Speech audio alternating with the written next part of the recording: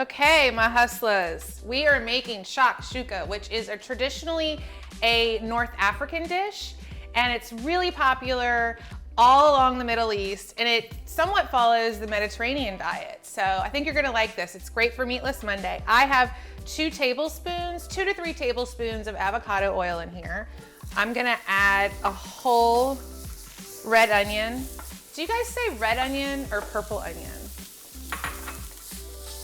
I think I interchange between the two. So we're gonna let this cook down until about translucent. I have a medium to high heat. Eventually we're gonna simmer this sauce,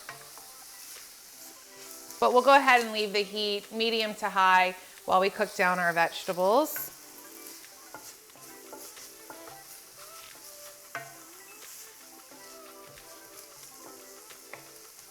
Okay, now that I've got these purple onions, I'm gonna add a jalapeno. This ingredient is optional. You guys know me at this point. I could add a chopped jalapeno to just about anything. I like to add a little heat to this. And there's other ways you could do that. If you don't have a jalapeno on hand, that's okay. There's time to add red pepper or cayenne later. So that's just optional. And then we'll go ahead and add 3 cloves of garlic. And then we're gonna toast in our spices. I'll tell you what they are one by one. One of my favorite things to do is always toast a spice with my onions or any other vegetables. It really pulls out the flavor, the oils from the dried spices.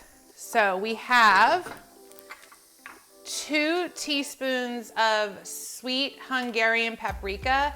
If you have regular paprika, that's fine, or smoked is fine too. And 1 teaspoon of cumin.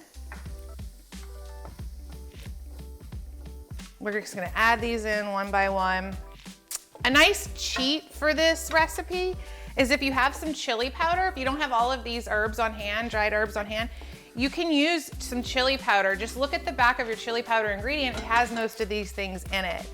I have a teaspoon of turmeric and a teaspoon of cayenne in there.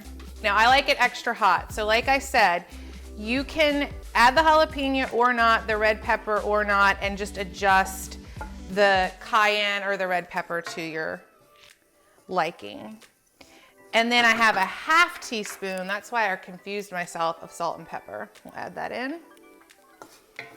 You can see that this starts to take on a dark color, and the aroma smells so good. We have such a good flavor right here. You can see all this like fun, brown, toasty herbs. We're just gonna add a splash of water. I keep a 1/4 cup of water on hand, and I may only use half of that. So, 3 or so tablespoons of water. Now it's time to add one of our main ingredients, and that is a jar of crushed tomatoes. I feel like I'm always trying to promote Jovial, but I really like these organic crushed tomatoes. They're high quality, and they come in this really pretty glass jar that I usually wash out and use to make salad dressings when I have to go to someone's house. I put the salad dressing in here so that if I leave the jar, it's no big deal. Okay, we're getting that. We're gonna go ahead and turn the heat up just a little to a higher medium heat because we really wanna simmer this sauce. We'll add in, this is about 18 ounces of crushed tomatoes, and this is about the same 18 ounces of jarred roasted red pepper that I chopped up.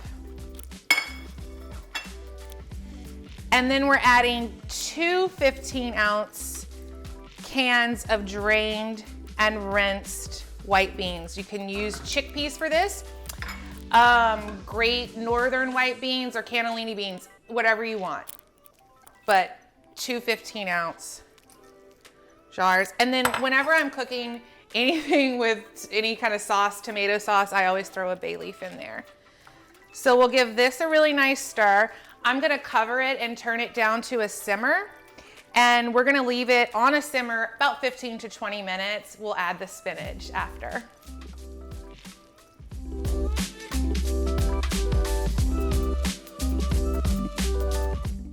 All right, it's been about 15 minutes. This is up to a really nice simmer. We'll take the bay leaf out.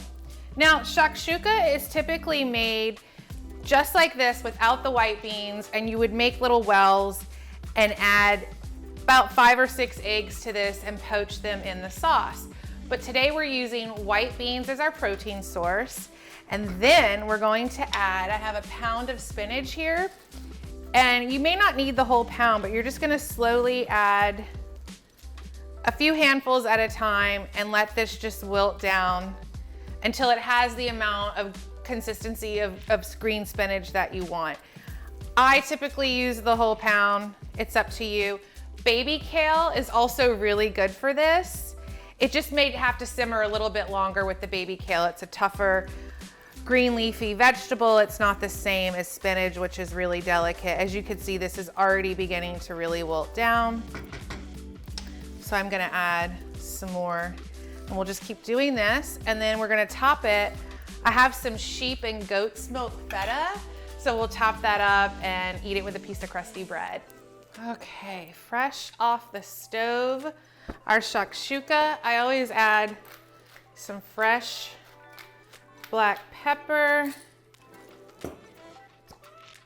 and a couple little pinches of kosher salt. We'll grab a spoon and I'll show you how to plate this up. As you can see, that spinach wilted down to nothing. The way that I eat shakshuka, little piece of crusty bread, some feta on top, little fresh parsley, and then because I can't resist my own pinch of red pepper, I like to leave that on the table so everyone can kind of do what they want with spice. There you have it. If you guys make this, please let me know how it comes out. Like and subscribe for more videos. Until next time, keep hustling.